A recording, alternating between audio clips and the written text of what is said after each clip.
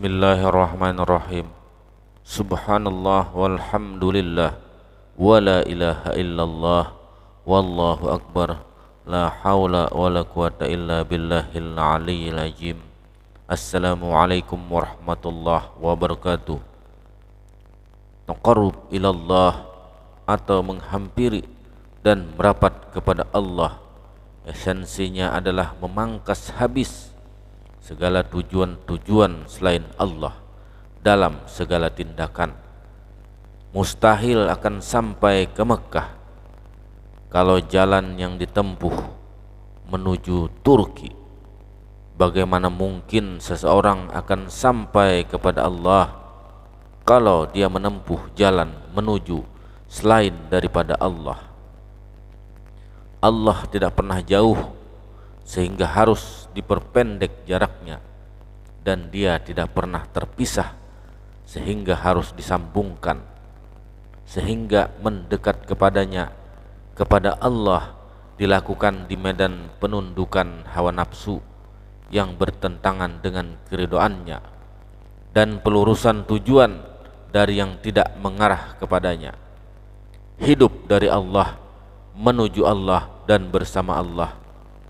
Kekuatan ilmu, kehendak, dan usaha dipusatkan pada cita-cita tinggi keridhaan Allah semata. Waktu rapat dengan ibadah berpindah dari satu bentuk ketaatan kepada ketaatan yang lain. Hati berzikir dikala berdiri, dikala duduk, dikala berbaring.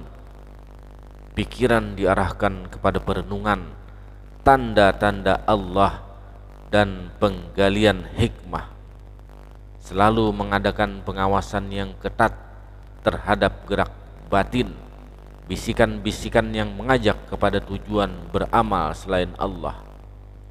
Dipenggal dengan pedang tauhid la ilaha illallah. Tidak ada tujuan lain selain Allah. Bersyukur ketika menerima nikmat, sabar ketika menderita, ridho atas keputusan Allah, ikhlas dalam ibadah, bertaubat ketika terjatuh dalam maksiat, mengembalikan segala urusan kepada pengaturan Allah, yang artinya bertawakal kepada Allah. Awal beragama adalah mengenal Allah, dan akhir beragama adalah menyaksikan Allah dengan hati ain basyirah. Penyaksian inilah melahirkan cinta atau mahabbah. Al-Imam Al-Ghazali pernah berkata, tidak sah ibadah seorang hamba kecuali setelah mengenal Allah yang wajib disembah. Allah Ta'ala bersifat qadim, terdahulu. Pada firman Allah Quran surah Al-Hadid, Dialah awal dan yang akhir. Allah Ta'ala sebagaimana sebelum diciptakan arsy, sebagaimana setelah diciptakan arsy. Allah Ta'ala juga sebagaimana sebelum diciptakan ciptaannya, dan juga sebagaimana pula setelah diciptakan ciptaannya. Allah Ta'ala itu sebagaimana pula awalnya dan sebagaimana pula akhirnya. Tiada perubahan karena Allah Maha Qadim.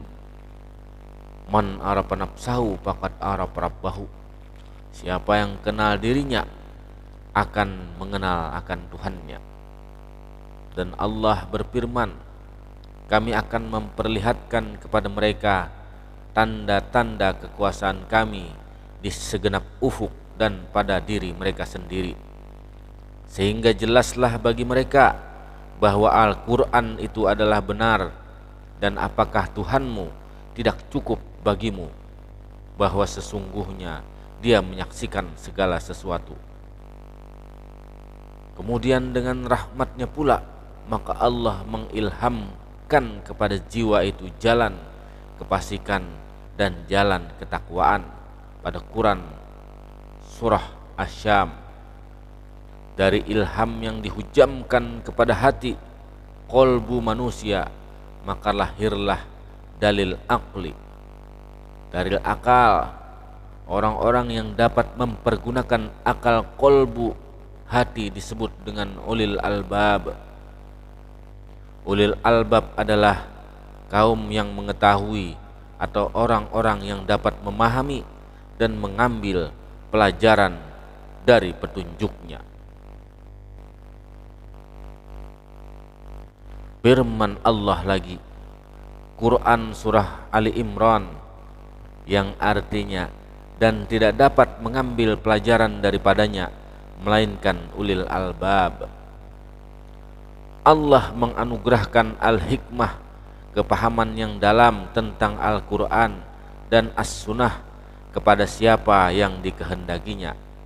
Dan barang siapa yang dianugerahi hikmah, ia benar-benar telah dianugerahi karunia yang banyak. Dan hanya ulil albab yang dapat mengambil pelajaran dari firman Allah.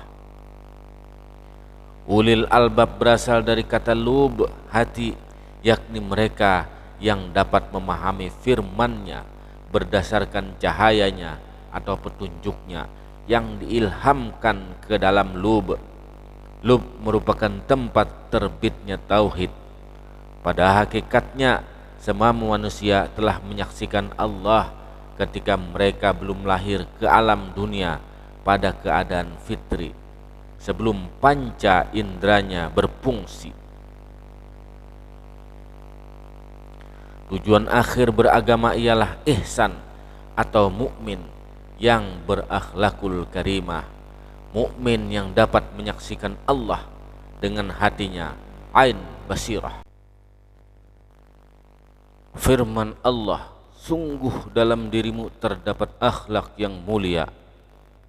Sebenar-benar akhlak adalah akhlak kepada Allah, yakni mengenalnya atau makrifat kepadanya. Imam Sayyidina Ali radhiyallahu an pernah ditanya oleh seorang sahabatnya bernama Za'lib al-Yamani, apakah Anda pernah melihat Tuhan? Beliau menjawab, bagaimana saya menyembah yang tidak pernah saya lihat? Kemudian bertanya kembali, ia, bagaimana Anda melihatnya? Sayyidina Ali radhiyallahu anhu menjawab, dia tak bisa dilihat oleh mata dengan pandangan manusia yang kasat, tetapi bisa dilihat oleh hati. Demikianlah, wallahu a'lam bissawab. Assalamualaikum warahmatullahi wabarakatuh.